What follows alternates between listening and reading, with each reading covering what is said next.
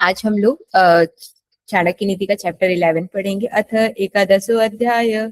संतोष पढ़ो।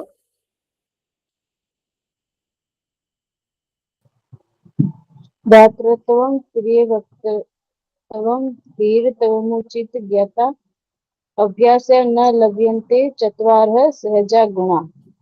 दान देने की इच्छा, मधुर भाषण, धैर्य और उचित अथवा अनुचित का ज्ञान, ये चार गुण मनुष्य में सहज स्वभाव से ही होते हैं। अभ्यास से इन्हें प्राप्त नहीं किया जा सकता। ठीक है, तो यहाँ पे 4 गुणों की चर्चा की गई है। ये गुण जो है आपके जीन से आते हैं, मतलब ये आपके क्या बोलते हैं, खून में होता है, सहज इंसान के अंदर होता है। इसको आप कितना भी प्रैक्टिस कर लो फिर भी इंसान जो है इसको चेंज नहीं कर सकता। कौन कौन सी है? दान देने की इच्छा। मतलब देखिए, अगर किसी को देने की इच्छा होती है ना, वो अंदर से रहता है। ठीक है, मधुर भाषण मतलब मीठी बोली जो है कितना भी प्रैक्टिस कर लो, अगर वो इंसान के अंदर नहीं है तो वो नहीं बोल पाएगा। धैर्य और उचित और अनुचित का ज्ञान, मतलब सही और गलत की समझ, ये 4 चीजें जो है मनुष्य का सहज स्वभाव होता है। इसको कितना भी अभ्यास कर लो फिर भी नहीं प्राप्त किया जा सकता। ठीक है, साक्षी पढ़िए। आत्मवर्ग परित्यजे परिवर्ग समाश्रयत् स्वयमेव लयम याति यथा राजा अयंति धर्मतः।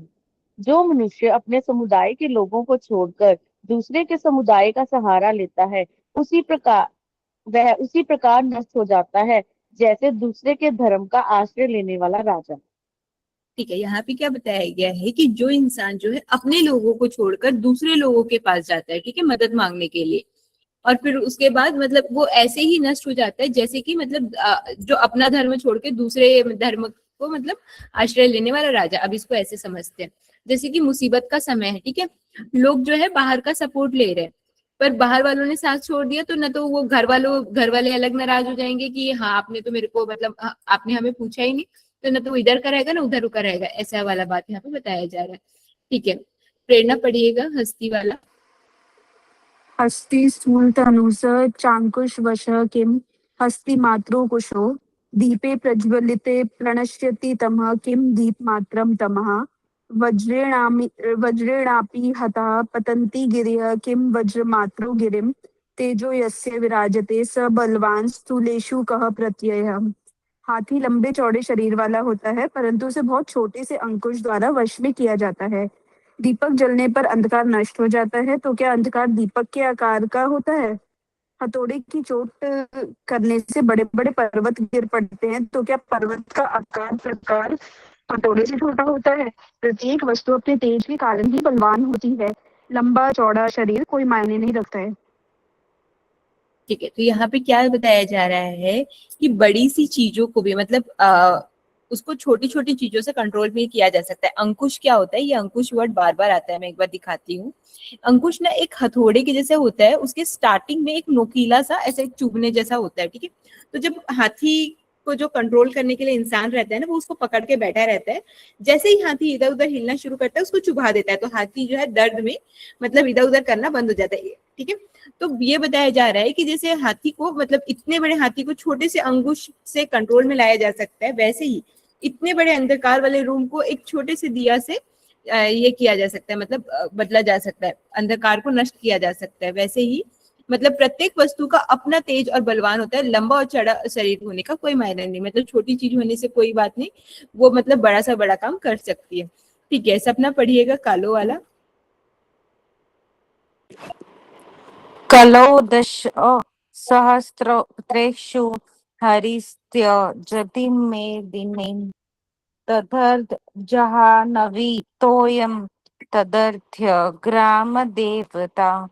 लोग ऐसा मानते हैं कि कलयुग के 10,000 वर्ष समाप्त होने के बाद परमात्मा पृथ्वी का त्याग कर देते हैं। उससे आधे अर्थात 5,000 वर्ष समाप्त होने पर गंगा का जल पृथ्वी को छोड़ देता है और उसके आधे वर्ष समाप्त होने पर गांव का देवता गांव छोड़कर चला जाता है।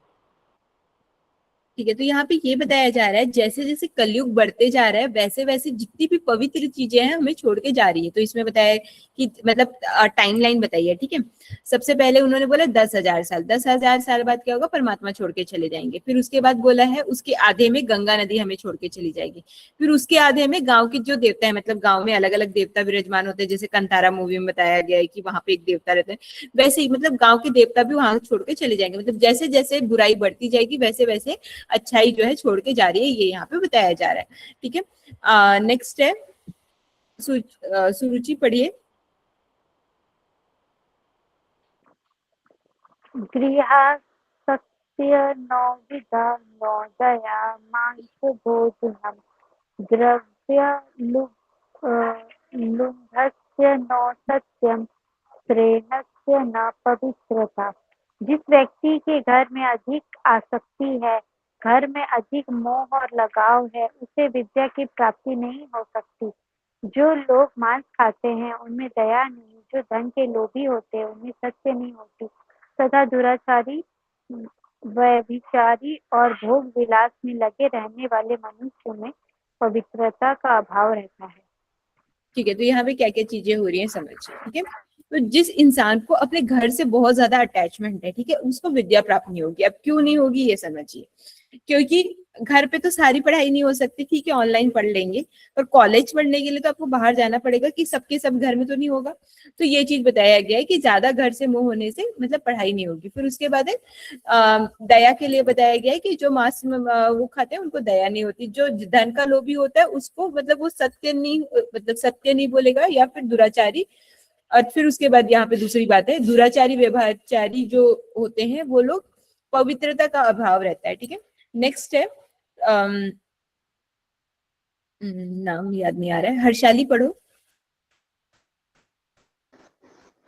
न दुर्जन साधु दशामुपैति बहुप्रकारेरपि शिक्षणमान अमूलशक्ति पयसा घृतेन न निम्बो वृक्षो मधुरत्वे मति। जिस प्रकार नीम के वृक्षों को दूध और घी से सिंचने पर भी उसका मिठास पैदा नहीं होती, उसी प्रकार दुर्जन व्यक्ति अनेक प्रकार से समझाने बुझाने पर भी सज्जन नहीं हो पाता। ठीक है, तो यहाँ पे क्या समझाया जा रहा है कि नीम के पेड़ में आप दूध डाल दो, घी डाल दो, शक्कर भी डाल दो, पर क्या बोलते हैं वो मीठा नहीं होगा उसका फल। नीम का पेड़ जो है नीम ही फल देगा। वैसे ही जो दुर्जन इंसान है उसको आप कितना भी समझा बुझा लो, वो जो है नहीं सुधरेगा, ठीक है। ये चीज यहाँ पे बताया जा रहा है। एक सेकंड, इसको थोड़ा ऊपर करती हूँ। सुचरिता पढ़िएगा। अंतर्गतमलो दुष्टतीर्थस्थान ततोरपि न शुध्यति यथा भाण्ड सुराया दाहिता च यते। जिस दुष्ट का अंतकरण काम वासना आदि मलों से भरा हुआ है, ऐसा मनुष्य यदि सैकड़ों बार भी तीर्थ स्नान करे तो भी पवित्र नहीं हो सकता। बिल्कुल उसी तरह जिस प्रकार शराब रखने का बर्तन आग पर जलाने से भी शुद्ध नहीं हो सकता। ठीक है, तो यहाँ पे क्या बताया गया है, जो इंसान जो है अंदर से पवित्र नहीं है, मतलब अंदर में उसके बहुत ज्यादा छल कपट भरा हुआ है, वो इंसान जो है कितना भी मतलब नदी स्नान कर दे। अब पवित्र नदी बोलने से गंगा ही आता है मुंह में, मतलब कोई भी पवित्र नदी में स्नान कर ले, कितना भी पूजा पाठ कर ले, पर जो है उसके जब तक मन का मैल साफ नहीं होगा वो जो है मतलब अच्छा नहीं हो सकता। उसी प्रकार जैसे शराब के बर्तन को कितना भी आप अग्नि में तपा लो, कुछ भी कर लो, वो जो है साफ नहीं कहलाएगा वैसे ही, ठीक है। चलिए मुझे लग रहा है कि सबने एक एक बार पढ़ लिया, कोई बाकी है? मेघना आप अभी पहुंचे हो? ठीक है, स्टार्टिंग में किन्होंने मैडम पढ़ा था? 5 मिनट्स मैम अंदर 5 मिनट्स में या ठीक है। मैं अंदर घर में जाके ऑन करती हूँ वीडियो। ठीक है, फर्स्ट किसने पढ़ा था? संतोष ने। संतोष पढ़ो। न वेत्ति यो यस्य गुण प्रकर्ष स तम सदा निंदन्ति नावम चित्रम यथा किराति करी कुंभ जाता मुक्ता परित्यज्य विभूति गुंजा। जिसे किसी के गुणों की श्रेष्ठता का ज्ञान नहीं, वह सदा उसकी निंदा करता रहता है। उसके ऐसे करने से किसी को आश्चर्य नहीं होता, जैसे भीलनी हाथी के मस्तक में उत्पन्न होने वाली गजमुक्ता को छोड़कर घुंघचियों की माला ही धारण करती है। तो यहाँ पे ये बताया जा रहा है कि मतलब जिसमें ना अ, खुद के अंदर गुण नहीं होता, जिसे मतलब किसी गुण की श्रेष्ठता का ज्ञान नहीं, उसको ना दूसरों की जो गुण रहते हैं ना उसकी भी निंदा करते हैं। तो ऐसा मतलब इसमें कोई आश्चर्य की बात नहीं है, बोल रहे हैं। एक एग्जाम्पल दिया है कि जो बिल्ली होती है, भल्ली मतलब बिल्ली, वो हाथी के गज मुख तक भी मिल जाए ना तो उसको नहीं धारण करेगी, क्योंकि उसको इसमें कोई इंटरेस्ट नहीं है। वो जो है उसको छोड़कर अब ये घुंचियों की माला, अब ये घुंचिया क्या होता है मेरे को नहीं पता, घुंचियों गजमुक्ता की क्या होता है? आ, गजमुक्ता, ग- गजमुक्ता ऐसा बोला जाता है कि किसी किसी हाथी के मतलब यहाँ पे एक मोती की मतलब बहुत प्रीशियस जेम होता है जिसको गजमुक्ता बोलते हैं। ठीक है, सब हाथी के अंदर नहीं होता, वो किसी किसी के हाथी के अंदर होता है, उसको बोलते हैं गजमुक्ता। तो ये मेन मतलब कवियों के बातों में आया है गजमुक्ता, रियल में अभी तक किसी ने देखा है कि नहीं पता नहीं। जैसे डियर के इसमें वो रहता है मृग, क्या बोलते हैं उसको, कस्तूरी रहता है, वैसे इसमें गजमुक्ता रहता है, ये बोलते हैं। तो जो इंसान मतलब दूसरों की अच्छाई नहीं देख सकता, मतलब खुद के अंदर अच्छाई नहीं है, वो दूसरों की भी बुराई करते रहेगा, ये इसमें बताया जा रहा है। ठीक है, मतलब कोई ना कोई कमी निकालना ही शुरू करेंगे।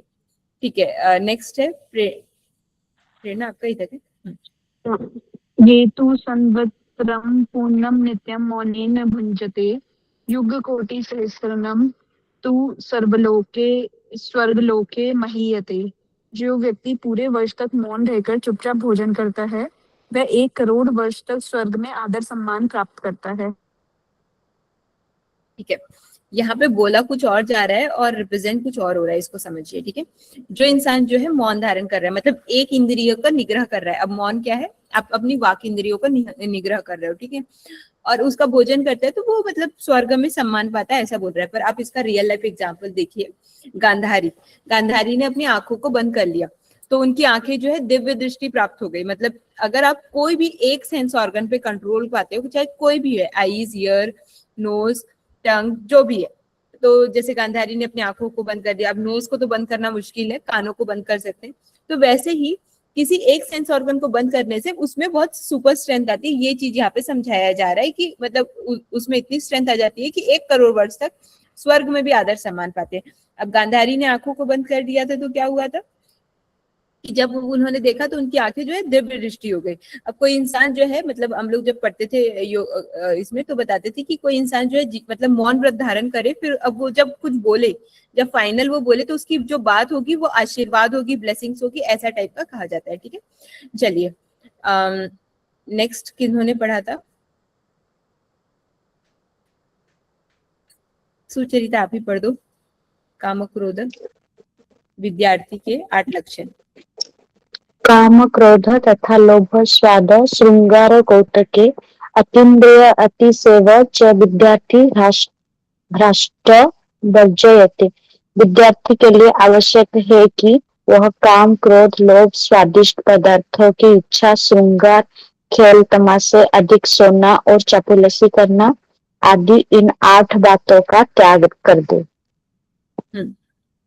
ठीक है, तो देखिए विद्यार्थी के लिए 8 कौन कौन सी चीजें हैं, काम मतलब एक्सेसिव डिजायर कि ये चाहिए वो चाहिए, ऐसा ये त्यागना चाहिए। ठीक है, क्रोध, एक्सेसिव एंगर भी नहीं होना चाहिए, लोभ नहीं होना चाहिए कि थोड़ा और सो जाऊं, 1 घंटा और सो जाऊं, मतलब जो लालच होता है ना नींद के लिए, खाने के लिए, ये नहीं होना चाहिए। स्वादिष्ट पदार्थों की इच्छा, जैसे कि विद्यार्थी है, बहुत ज्यादा कुछ खा लिया स्वादिष्ट पदार्थ, फिर अगले दिन पढ़ नहीं पाएगा, आइसक्रीम खा लिया, सर्दी हो गई, तो ये चीज बताई जा रही है। ठीक है, श्रृंगार, विद्यार्थी जीवन में अत्यधिक श्रृंगार भी नहीं करना चाहिए। क्यों नहीं करना चाहिए, इसीलिए देखा है हम लोग स्कूल जाते थे तो 2 चोटी लगा के जाते थे, क्यों जाते थे, क्योंकि मतलब अत्यधिक श्रृंगार उस टाइम पे नहीं करना है। खेल तमाशे, फिर उसके बाद है अधिक सोना, बहुत ज्यादा सोना नहीं चाहिए, और चापलूसी नहीं करनी चाहिए कि इसकी बात मतलब एक टीचर की चापलूसी कर रहे हैं कि सर ये हो गया वो हो गया, मतलब चापलूसी को क्या बोलते हैं मुझे इंग्लिश में नहीं पता। तो ये जो 8 बातें हैं इनको त्याग देना चाहिए। विद्यार्थी के 8 चीजें जो विद्यार्थी के लिए हानिकारक है।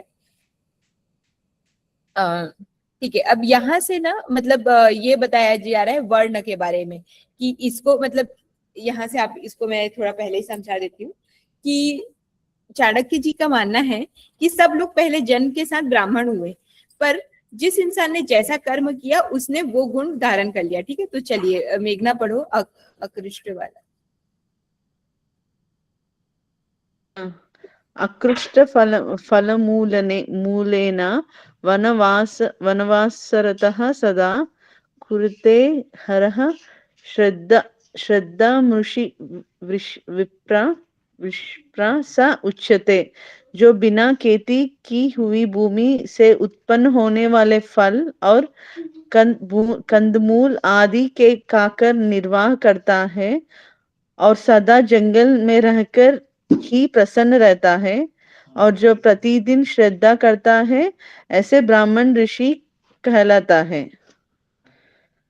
ठीक है, तो देखिए क्या बताया गया है कि ब्राह्मण किसको बोला गया है, ब्राह्मण में भी ऋषि किसको बोला गया है, ये समझिए। ठीक है, ऐसा इंसान जो मतलब सरल जीवन जीता है, मतलब कंद मूल फल खा के जीता है और जंगल में रहकर भी खुश रहता है, मतलब संतोष है उसके जीवन में, उसको और प्रतिदिन फेथ भी है, मतलब श्रद्धा के साथ रहता है, उसको ब्राह्मण कहते हैं। एक बार फिर से, सरल जीवन, संतोष भी, मतलब जो मिल रहा है उसमें खुश, और फिर उसके बाद प्रसन्न रहना हमेशा, इसको ऋषि बोलते हैं। ठीक है, नेक्स्ट पढ़ते हैं, सपना पढ़िए। एकाहारेण संतुष्ट षष्टक कर्मनिरत सदा ऋतुकाल भिगामी च स विप्रो द्विज उच्यते।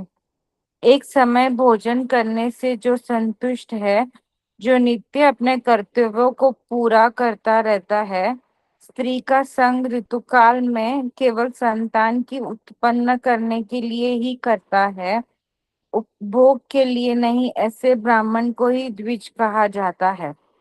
ठीक है, तो यहाँ पे द्विज ब्राह्मण की परिभाषा समझाइए। ठीक है, ऐसा ब्राह्मण जो एक ही बार भोजन कर रहा है, ठीक है, और अपने कर्तव्यों को पूरा करने के लिए हमेशा तत्पर है।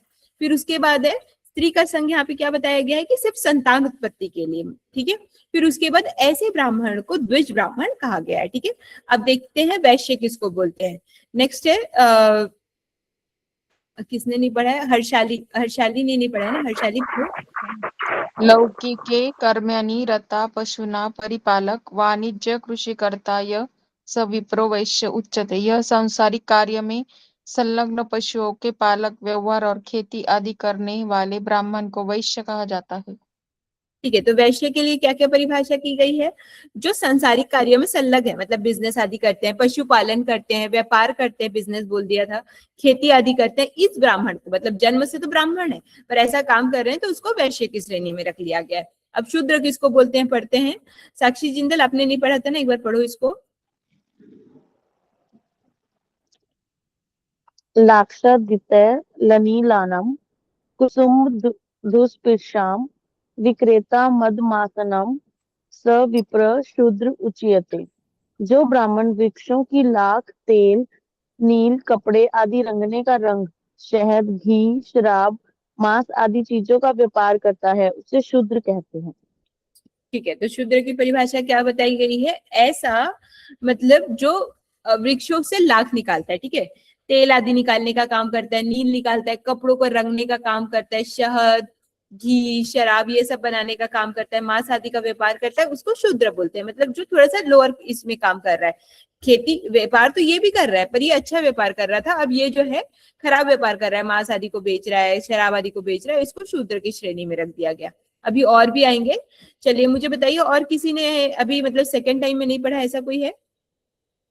सुरुचि ने नहीं पढ़ा, पढ़ोगे? पर कार्य वहीता च दाधिकं स्वार्थ साधकं छली द्वेषी विदुह कुरुदो विप्रो माजर उच्यते। जो दूसरों के कार्य को बिगाड़ता है, ढोंगी है, अपना ही स्वार्थ सिद्ध करने में लगा रहता है, दूसरों को धोखा देता है, सबसे द्वेष करता है, ऊपर से दिखने में अत्यंत नम्र और अंदर से पैनी छुरी के समान है, ऐसे ब्राह्मण को बिलाव कहा गया है। ठीक है, तो देखिए अब किसको क्या है समझते हैं। ऐसा ब्राह्मण, ठीक है, जो ढोंगी मतलब दूसरों का काम बिगाड़ता है, पहले तो वो मतलब आपके सामने अच्छा रहेगा पर पीछे से आपका काम बिगाड़ेगा, ढोंग भी करता है, तथा वो इसलिए आया है ताकि उसका काम हो जाए, मतलब सेल्फिश भी है, ठीक है, दूसरों को धोखा देता है, सबके लिए उसके अंदर द्वेष है कि कैसे इसने कर लिया, कैसे इसने कर लिया, और ऊपर देखने से तो बहुत अच्छा है पर अंदर से पैनी छुरी के हिसाब से है, ठीक है, उस ब्राह्मण को बिलाव बोलते हैं। अब बिलाव का अगर आप मतलब नॉर्मल लैंग्वेज में बोले तो बिलाव किसको बोलते हैं पता है आपको? कैट का मेल वर्जन, जब हमारे यहाँ बिल्ली का वो मतलब मेल वो बड़ी वाली बिल्ली आती है तो हम लोग उसको बिलाव बोलते हैं, तो ऐसे ब्राह्मण को बिलाव ब्राह्मण बोलते हैं, ठीक है। चलिए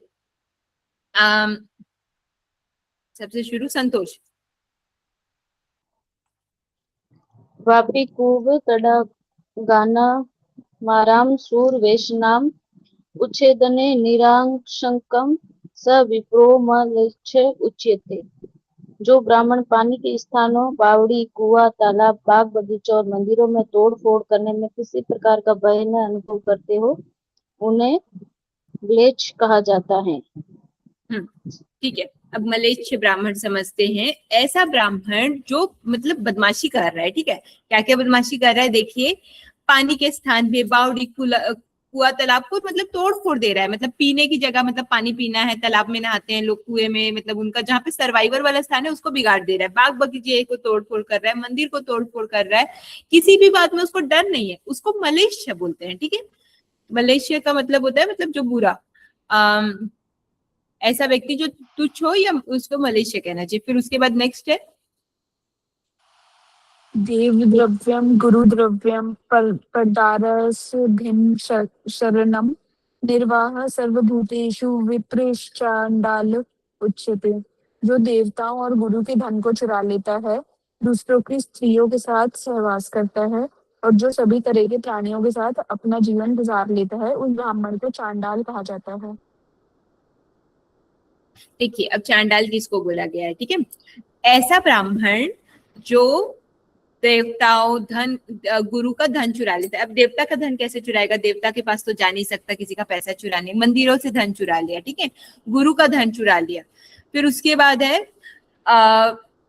जो प्राणियों के साथ मतलब सभी प्राणियों के साथ अपना जीवन गुजार लेता है, मतलब कहीं भी रह लेता है, मतलब उसको सर्वाइवल भी है, उसको इंसान को चांडाल बोला गया है। लास्ट है ये श्लोक,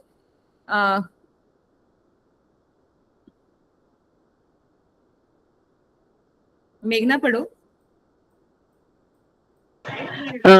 देयं भोज्यधनं सदा सुकृतिवीर्नो सच्चितव्यं कदा श्रीकर्णस्य बलेस्य विक्रमापतेरद्यपि कीर्तिः स्थिता अस्माकं मधुधनभोगरहितं नष्टं चिरत्साचितः निर्वाणदितिः पाणिपादयुगले दर्शन्त्यहो मक्षिकः।